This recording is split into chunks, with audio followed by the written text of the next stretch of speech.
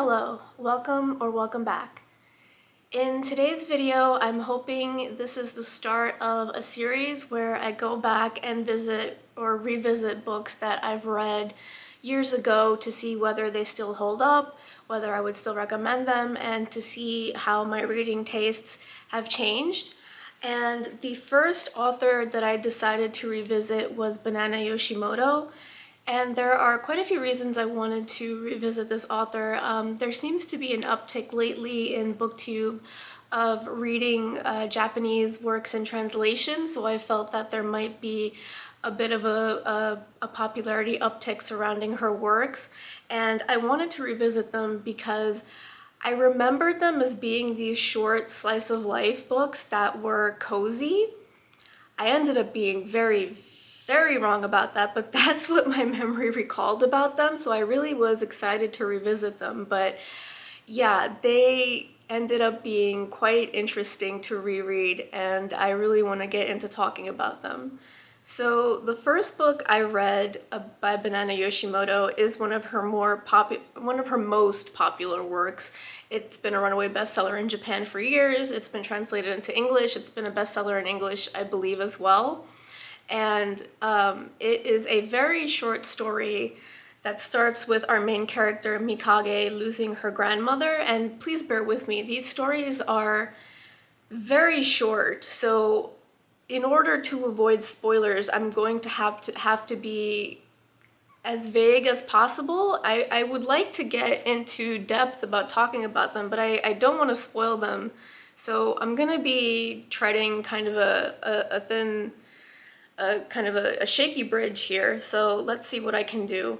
But we have our main character, Mikage, who loses her grandmother right at the beginning of the book, and her grandmother is her sole guardian. That's where she grew up, who raised her from being a child since she lost her parents early on in life.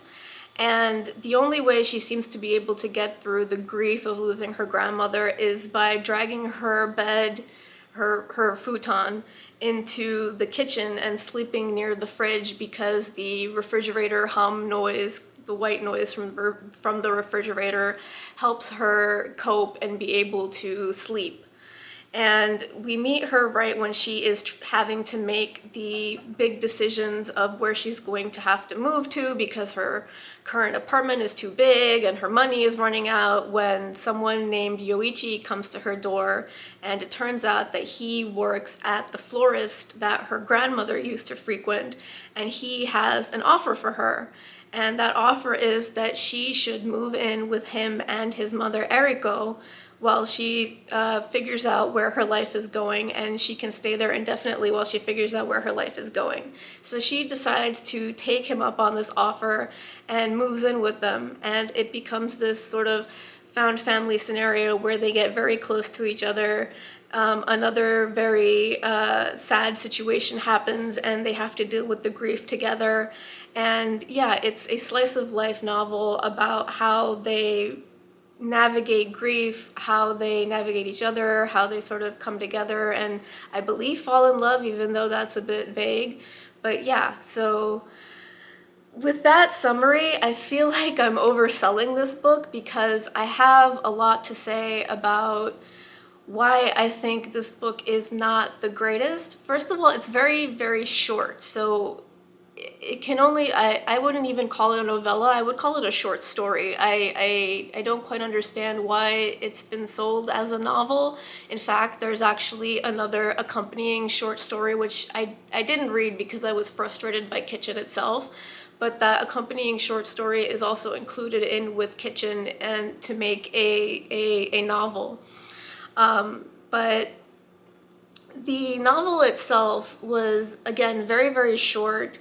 And I don't know if it's because it was very short or because of how it was translated, but most of this book is telling rather than showing. So we have Mikage, who loses her grandmother, and she claims to love kitchens, but the only thing we see her do with the kitchen is drag her futon in to sort of feel calmer by the white noise of the fridge. And later on, when she moves in with Yoichi, she kind of takes a long look at the kitchen and decides that it's a great kitchen. But We don't really see her interacting with any kitchens. We don't really see her waxing poetic about any kitchens, talking about anything that makes her truly love kitchens. It's just kind of a given that she likes kitchens because she said she likes kitchens. Also, she moves in with this family, and right when she moves in with this family, this story hard cuts to a part 2. So we actually don't get very many scenes at all of this family interacting with each other. They're supposed to be this emotional found family that becomes very close, but we never see that actually happening. We don't get very many scenes of them interacting with each other. In fact, what we get is very, very surface level, and I suppose we're supposed to infer the rest. But it hard cuts to a part 2 where another event occurs that is a very sad event. It's a character death, and we're supposed to believe that this character death is this big emotional event, but again, because these characters never really interacted on the page, you don't get that sense of, oh my god, I can't believe this character died, or oh my god, what a horrible thing to happen. It's just like, okay, this character died. Whatever. Our main character, Mikage, doesn't even find out about this character's death until several months later. So it's even far gone for the character to even feel much grief because she found out so much later from it actually occurring. And there's no consequences for her finding out this information later than she should have. It's just taken as, okay, I found out late, I should be sad now. Vague allusions to emotions that I'm having that don't really feel like deep character emotions that I'm experiencing. I'm just telling you that I'm having some emotions around this. So the story doesn't really have much of an emotional impact, or at least it didn't have an emotional impact on me. I looked up my rating for this book. Thankfully, it wasn't so long ago that I didn't record it on Goodreads. And for some reason, well, I know the reason, I was very, almost to a problematic degree, very willing to give Japanese works and translations high ratings because they were Japanese works in translation, and I was kind of a big weeb. That's basically the whole thing.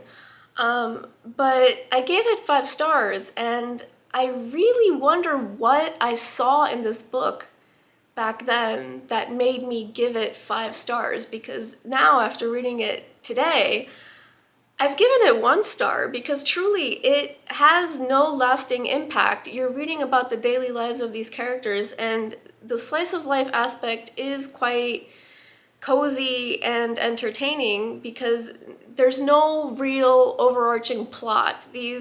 That's a common theme across the 3 works of Banana Yoshimoto that I revisited, that there is no real overarching plot. This is just the daily lives of these characters.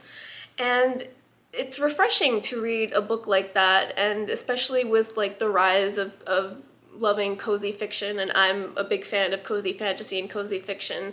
It's quite nice to just follow along these characters in their daily lives, but there's no emotional impact with that. There's meant to be, because it's written in a way that would suggest that these everyday events should affect you very, very deeply. But they don't, because we don't get any real interactions between these characters. And there is ostensibly a love story between Mikage and Yoichi, but it's so vague and it's so convoluted. It's a handful of interactions that are slightly weird that might suggest that Yoichi has feelings for her, and later on it is slightly suggested that Mikage perhaps returns these feelings, and another character alludes to Mikage having feelings and feeling conflicted about them, but we don't see any organic growth of these feelings. There's no interaction between them to really bolster this idea of, wow, these 2 people are really star-crossed, they really found each other. it's a whole lot of nothing overall. And I do want to mention this book was published in the 80s, and there is a trans character in the form of Eriko that is Yuichi's mother. She was previously his father, and she lives her life as Eriko as his mother, and there is some clunky language surrounding her character, which is not malicious as it is more outdated than anything. But something does happen to this character that I will issue a trigger warning for, because it does have to do with her transness. So there is that, and that might not be very pleasant to read, and I think that's what gives this story a hard left out of cozy land for me. But yeah, it was a whole lot of nothing that made... And this story is sub 100 pages, I believe. It didn't even reach at least sub 150 pages. It's very, very short. And it felt, again, double that length because it truly went nowhere. There was a lot of mental work to kind of infer these feelings and potential interactions between these characters that didn't exist. So again, it was just a whole lot of nothing for me. And I felt very disappointed. I wanted to find this book from my past that was like this really wonderful, cozy, impactful work, and I didn't. So yeah, it was an interesting event to be sure, and I was further interested to read the other two of her works that I read in the past, and the next work of hers that I read, that I actually own, even though I have no memory of purchasing this, and I have no memory of reading this, but it has my dog ears on the pages because yes, I used to dog ear pages. And evidently I read this because I looked up, I had to go to my old library thing account, and I rated this book 5 stars, which, again, I wonder who I was back then, because this is the most unhinged of the 3 books that I read. First of all, this book is marketed very interestingly. If you look at the cover, it seems like it would be a happy little book, perhaps about the woman on the cover. It talks about how it's a novel by the author of the international bestseller Kitchen. The flap mentions Banana Mania. It says, Banana Mania has returned in an enchanting new novel of uncanny subtlety, style, magic, and mystery that Frank Ramirez of the South Bend Tribune declares is every bit as good as Yoshimoto's first book, perhaps better. Now, I will say that narratively, this book was the strongest. Well, not the strongest. It was the stronger of the 3. I believe the 3rd book I read was the strongest in terms of narrative, but there was a lot less telling over showing in this book, and it's a bit longer. It is still, it is almost 200 pages.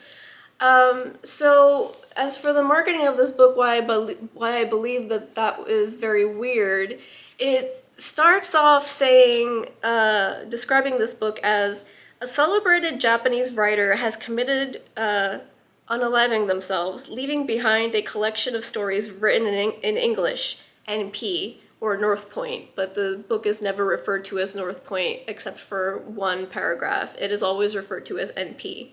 But the book may never be published in his native Japanese. Each translator who takes up the 98th story chooses death too, including Kazami Kano's boyfriend Shoji. Haunted by Shoji's death, Kazami is inexorably drawn to 3 young people whose lives are intimately bound to the late writer and his work. Over the course of an astonishing summer, she will discover the truth behind the 98th story, and she will come to believe that everything that happened was shockingly beautiful, enough to make you crazy. Now, the whole thing with the celebrated Japanese writer and him leaving behind his works and everybody who takes up the 98th story chooses death makes this story sound intriguing in a way that it never really touches. That's simply a fact. It's stated, and in fact, the deaths themselves don't even necessarily have to do with the 98th story. It just is a coincidence that these are translators, that the author did because of the 98th story, yes, the author did. But the translators who have taken up the stories, it says there have been 3 translators. Let me make sure of that. It says each translators, but I believe they refer to them as being 3 translators, have chosen death. 2 of those translators are never spoken about. The only translator that is spoken about is Shoji, which is our main character, Kazami's boyfriend. And even then, it is the barest of links between him and the 98th story that could be drawn. It's assumed that it was the 98th story, but not really, because he seemed to not be in a great state of mind to begin with. But let me get into what this story is about. It's going to be quite difficult because this book is quite unhinged. Trigger warnings for unaliving yourself, for unaliving thoughts, and for incest. Yes, incest. So we have Kazami, who is our main character in this story, and as I've mentioned already, her boyfriend Shoji she's lost her boyfriend Shoji, and through the loss of her boyfriend Shoji, she comes into contact with these other 2 individuals who she saw at a party in the past, and they happen to be the son and daughter of the author of NP. And after Shoji dies, through coincidence, she comes in contact with his son again, and then through his son, she comes in contact with his daughter again. And his son and daughter are obsessed with the 98th story. The 98th story in NP revolves around the aforementioned incest. And these 3 characters together spend a summer together. There is a 4th character whose name I cannot recall. Because she's quite significant.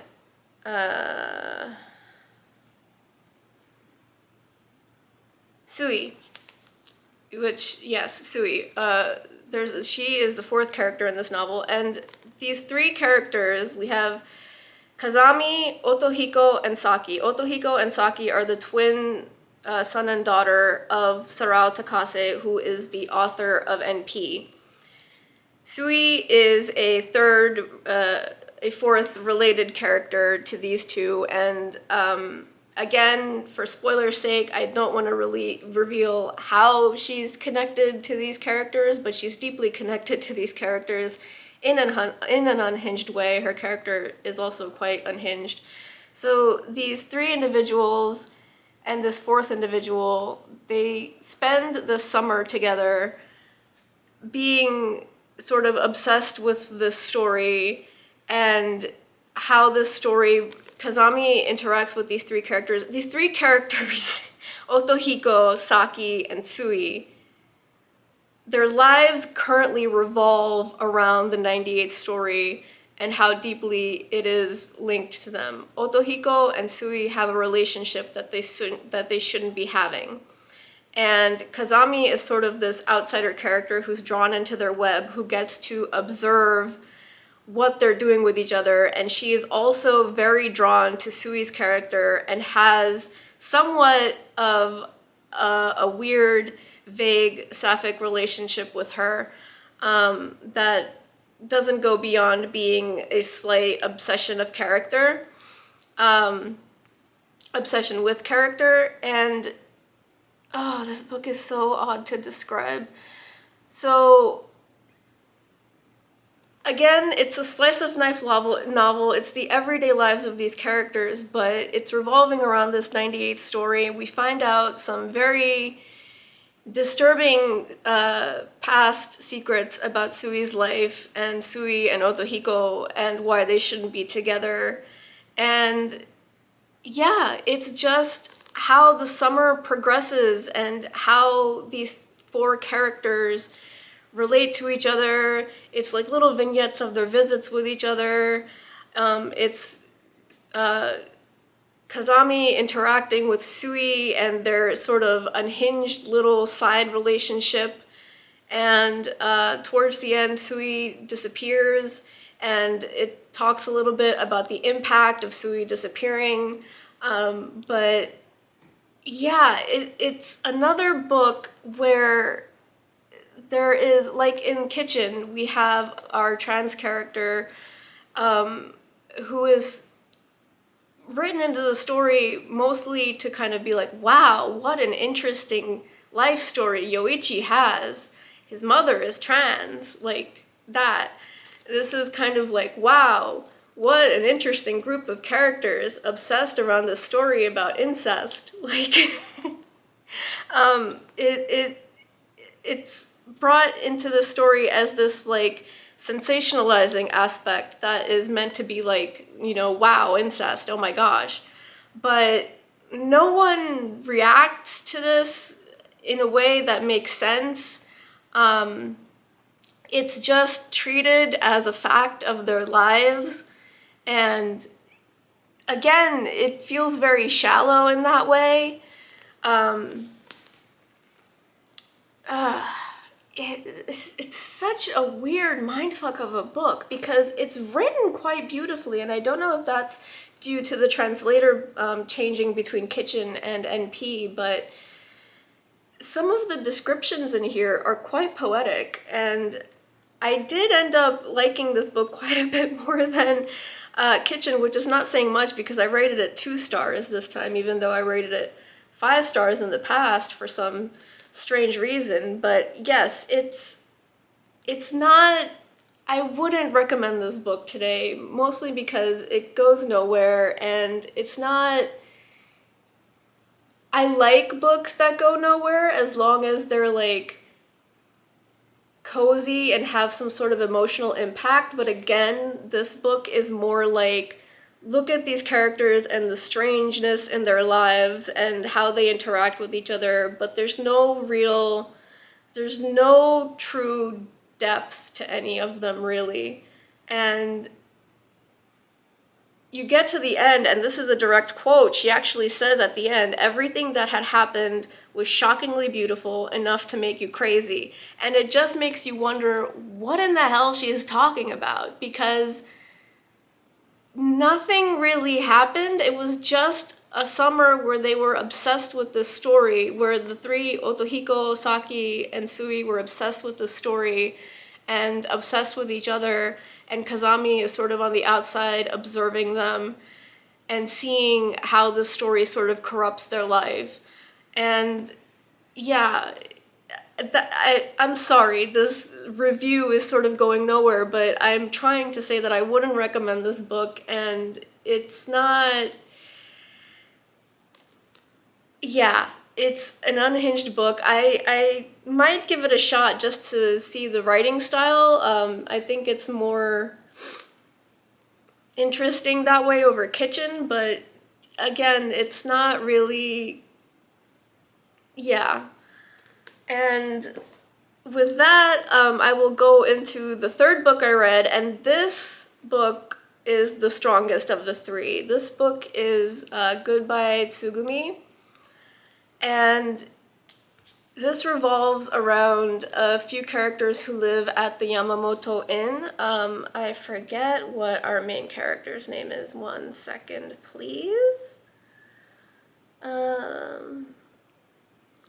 But while I'm looking that up, our titular character, Tsugumi, is a young Japanese woman who has a chronic illness, and she is, Maria. Maria is our main character. So Tsugumi is a character who has a chronic illness, and she is sort of a very mean, she's described as being very mean, very vulgar. She'll do things like, you know, when her family brings her food, she'll throw like the pitcher of water, she'll call her sister awful names, she'll curse at people.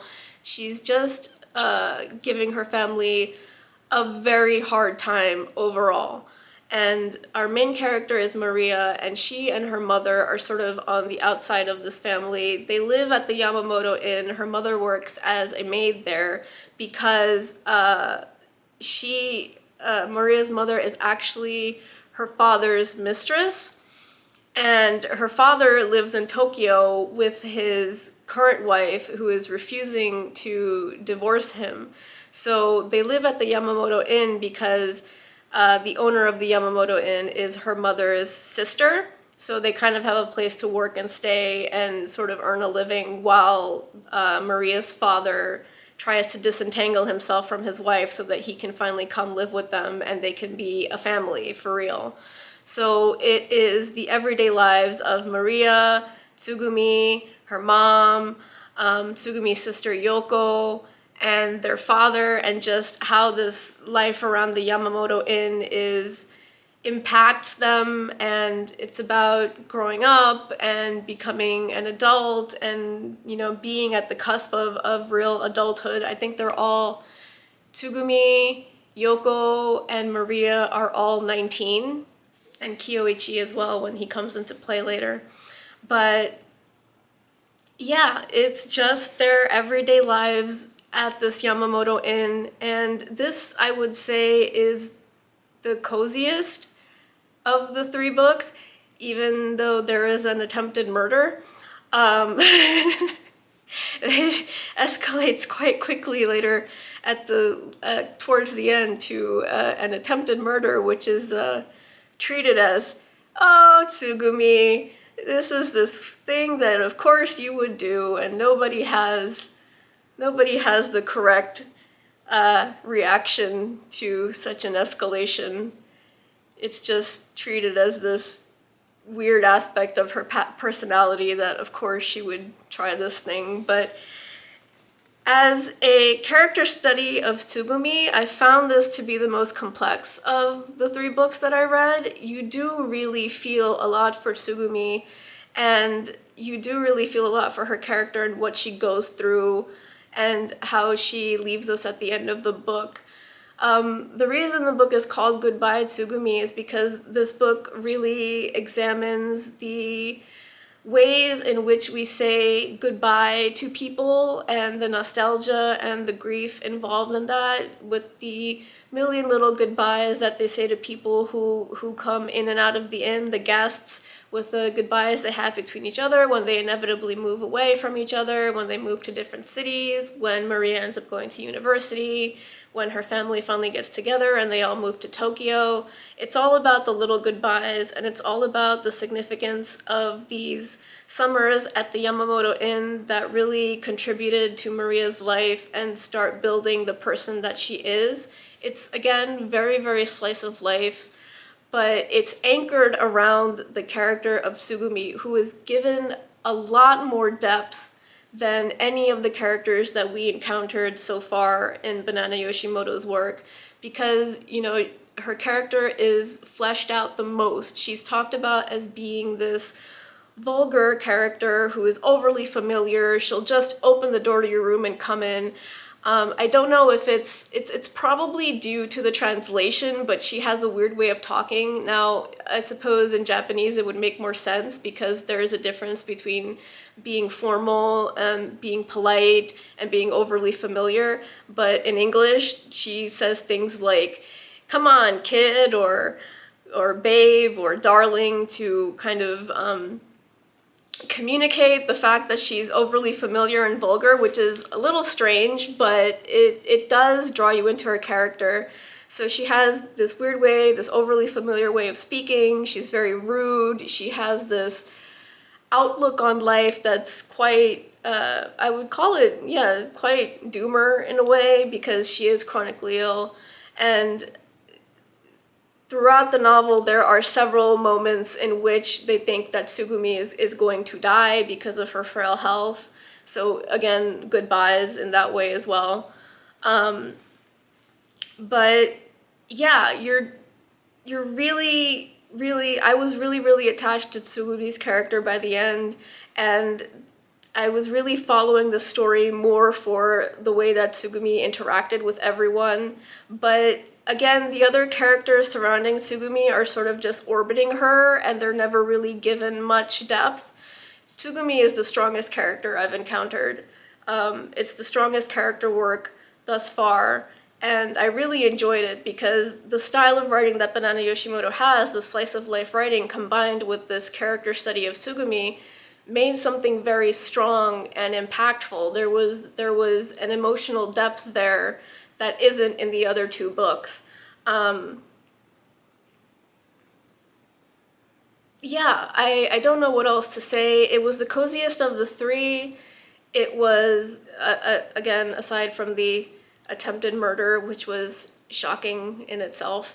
But yeah, we follow Maria, Tsugumi, her sister Yoko, and later on we have Kyoichi, who ends up being Tsugumi's boyfriend, which, seeing how Tsugumi's character grows and expands because she has a boyfriend, but the other characters aren't given as much depth as Tsugumi is. Maria is the second most in-depth character, and that's simply because she's the narrator. Out of all three of these books, I would say I'd recommend Goodbye Tsugumi the most if you're really interested in reading this author. She has several other books out in English, but I happened to read these three in the past, and so I wanted to specifically revisit these three. I wanted to read her most current work in translation, which is called Dead End Memories. It's a collection of stories, and I wanted to read that to see how her writing has changed, even though I believe those stories were originally published in Japan in 2003 and were only translated to English in 2023. I wanted to see how or if her writing had grown and changed, but I was so burned out in reading these three novels that I couldn't really bring myself to do that. Another thing about Goodbye Tsugumi before we end this is that it's, again, a work that is sub 150 pages, and before the final third of the book, I almost DNF'd it twice because it was just, it's very slice of life. It's like, there are vignettes about, like, and I'm not being, I'm exaggerating here and making it up, but like how the sunlight on a specific day with these specific people was so clear and so beautiful that it filled up her heart and made her feel the strongest that she's ever felt. Like, things like that. And it recurs throughout the narrative that way, and it gets very tedious how slice of life it is, and then the final third of the novel is where Kyoichi comes in, and we sort of see the dynamic of these people change, and then some events actually occur. Again, there's no real plot, but some events actually do occur that lend some interest in the story. So I rated this book 3 stars. I don't actually have a past rating recorded for this book, oddly enough. I know I read this around the same time, but I have no rating recorded for it, so I can't revisit a previous rating, but I did rate this 3 stars, so it's the highest rating out of the 3 books, and again, I would recommend this the most out of all 3 if you simply must visit this author's works.